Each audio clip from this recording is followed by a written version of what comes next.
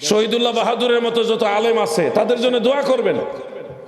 এরা ময়দানে যে খেদমতটা আঞ্জাম দিয়ে যাইতেছে, আপনারা কোনোদিন এটা ঋণ শোধ করতে পারবেন না। এই যে আপনাদেরকে মাযহাবের বিষয়গুলি বলতেছি, এই কথাগুলি সব আলেমরা বলবে না, বলে না, এবং অনেকে জানেও না। আরেকজন দললে জবাব দিতে পারবো না, এই জন্য অনেকে আগ বাড়ায় কথা বলতেও চায় না। তো এই জন্য আমরা এগুলি নিয়ে গায়ে জুড়ে না, আল্লাহ তাআলার দয়ায় কথা বলি। বলাতে আমরা যদি কথা না বলতাম, দেখেন বড় বড় রাঘব বোয়াল যারা লামাযহাবী, পুরা দেশটা গ্রাস করে ফেলতে চাইছিল। যখন আমরা এই শহীদুল্লাহ বাহাদুর এরকম যারা সুন্নি আলেম যারা আছে, আমাদের মুরব্বীরা সহ যখন দাঁড়ায় গেলাম, এই তোমাদেরটা ভুল, তোমরা মানুষকে ভুল বুঝাচ্ছ, পাল্টা আমরা দলিল দেওয়া শুরু করলাম, তখন আবার তারা একটা থমকি খেয়ে গেছে, মনে করছে হেরা মনে হয় ঠেলার চলে সবকিছু করে ফেলবো। আসলে না, আমরাও তো একদিন মরবো, সত্যটা আমাদের জানতে হবে না ভাই। এই আলেমগুলির জন্য দোয়া করবেন। শহীদুল্লাহ বাহাদুরের মতো যত আলেম আছে তাদের জন্য দোয়া করবেন। এরা ময়দানে যে খেদমতটা আঞ্জাম দিয়ে যাইতেছে, আপনারা কোনোদিন এটা ঋণ শোধ করতে পারবেন না। এরকম অল্প কিছু আলেম, বেশিও না, অল্প কিছু না আলেম, তাদের জন্য দোয়া করবেন, আল্লাহ তাদেরকে যেন সুস্থ রাখে। তারা সুস্থ থাকলে ময়দানে বাতিলদেরকে প্রতিরোধ করে দিতে পারবে ইনশাআল্লাহ। এমনি তো ওয়াজ অনেকে ওয়াজটাকে ব্যবসা হিসেবে নিয়ে গেছে, কিন্তু এটা খুবই মারাত্মক বিষয়। ধর্মকে নিয়ে একেবারে ব্যবসার অবস্থানে নিয়ে পৌঁছাইছে।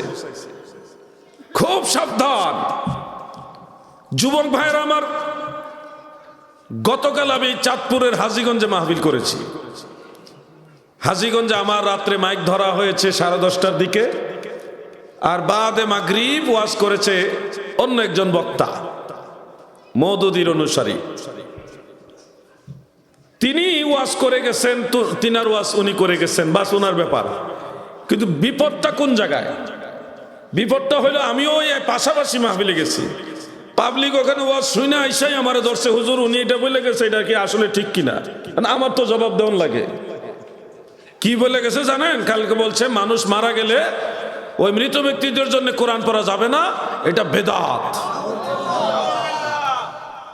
উনি কি যুক্তি দিয়ে গেছে? দলিল নাই ওনার, ওনার কোনো দলিল নাই। দলিল হল কিতাবুল আন্দাজ।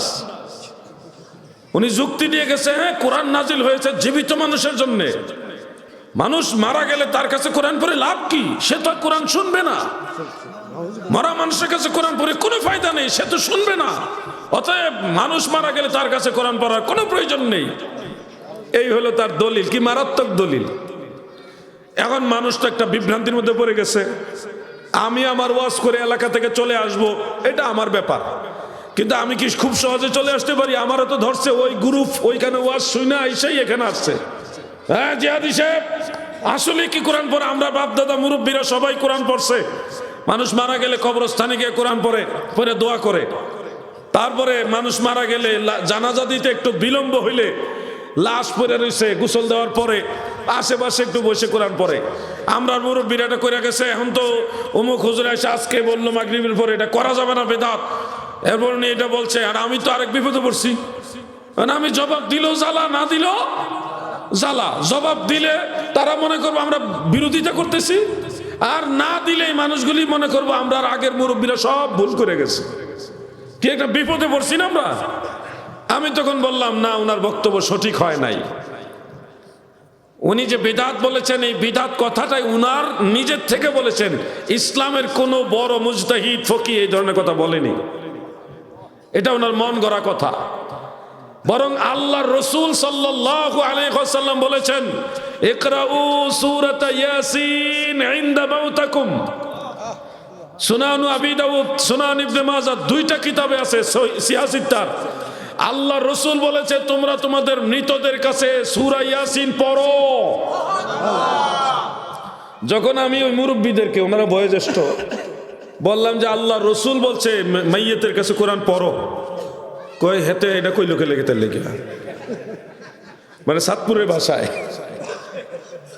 যে সাহাবীদের মধ্যে ফকি তবকার সাহাবী হযরত আব্দুল্লাহ ইবনে ওমর রাদিয়াল্লাহু আনহুমা, এবং তাবিদের এক দল, ওনারা মাওলা আলী হযরত আলী রাদিয়াল্লাহু আনহু সহ সাহাবীদের এক দল, তাবিদের এক দল কবরস্থানে গিয়ে কোরআন পড়ছে। দলিল কি? দলিল একটা আপনাদের বলে দেই, ইমাম আবু বকর ইবনু খাল্লাল রাহমাতুল্লাহ আলাইহির কিতাবুস সুন্নাহ, কিতাবুস সুন্নাহ। আরো আছে আল কিরাআতু ইনদাল কুবুর, এই নামে একটা কিতাব আছে ইবনু খাল্লালের, আল কিরাআতু ইনদাল কুবুর। আরো আছে অনেক কিতাব, ইমাম ইয়াহইয়া ইবনু মাইনের একটা কিতাব আছে। এই সবগুলি কিতাবে দেখা যায় মানুষ মারা গেলে কোরআন পড়া যাবে। ফতোয়ার কিতাবে হানাফি মাযহাবের আসাহ ফতোয়া এবং ইমাম শাফি, ইমাম আহমদ বিন হাম্বল, ইমাম মালিক, চার মাযহাবের সবাই বলেছে মানুষ মারা গেলে তাদের কাছে সূরা ইয়াসিন কোরআন পড়া যাবে।